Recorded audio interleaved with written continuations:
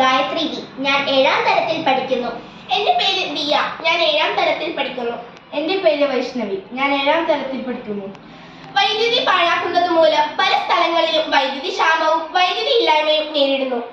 നാം മനുഷ്യർ തന്നെ അനാവശ്യമായി വൈദ്യുതി ഉപയോഗിക്കുന്നത് മൂലമാണ് ഈ പ്രശ്നം.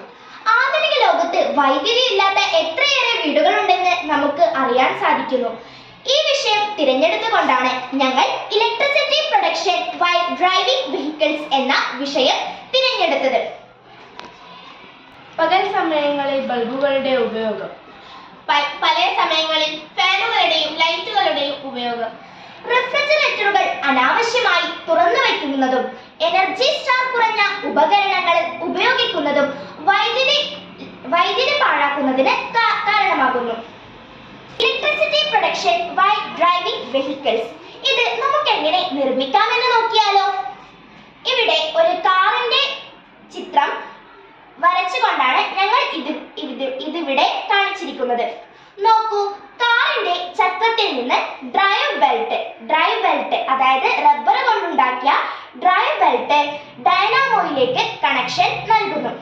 ഡൈനാമോയിൽ നിന്ന് ഡയോഡ് ഉപയോഗിച്ച് ബാറ്ററിയിലേക്ക് കണക്ഷൻ നൽകുന്നു. ബാറ്ററിയിൽ നിന്ന് വയർ ഉപയോഗിച്ച് ഇൻവെർട്ടറുകളിലേക്ക് കണക്ഷൻ നൽകുന്നു. ഇനി ഈ കാറ് ഒരു ഇലക്ട്രിക് വാഹനമാണെങ്കിൽ തന്നെ ഇതിന്റെ ബാറ്ററിയിലേക്ക് നമുക്ക് ഡയറക്റ്റ് ചാർജ് ചെയ്യാൻ സാധിക്കുന്നു. മാത്രമല്ല ഈ ഇൻവെർട്ടർ നമുക്ക് ഇവിടുന്ന് എടുത്ത് നമ്മുടെ വീടുകളിലും പല ആവശ്യങ്ങൾക്കും ഉപയോഗിക്കാൻ സാധിക്കുന്നു. വാഹനം ഓടുന്ന സമയത്ത് വൈദ്യുതി ഉൽപ്പാദിപ്പിക്കുന്നു. ഇത് കാറുകളിൽ മാത്രമല്ല, റോഡിലൂടെ ഓടുന്ന എല്ലാ വാഹനങ്ങളിലും ഈ കണ്ടുപിടുത്തം നമുക്ക് പ്രാവർത്തികമാക്കാൻ പറ്റുന്നു. ഈ കണ്ടുപിടുത്തത്തിലൂടെ നമുക്ക് കറണ്ട് ബിൽ വളരെയധികം കുറയ്ക്കാൻ സാധിക്കുന്നു.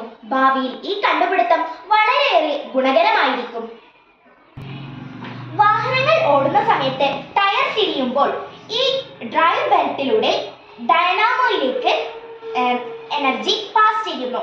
അതിലൂടെ ഡയോഡ് വഴി ആ ഇലക്ട്രിസിറ്റി ബാറ്ററിയിലേക്ക് സേവ് ആകുന്നു. അതിനുശേഷം ബാറ്ററിയിൽ നിന്ന് ഇൻവെർട്ടറുകളിലേക്ക് പോകുന്നു.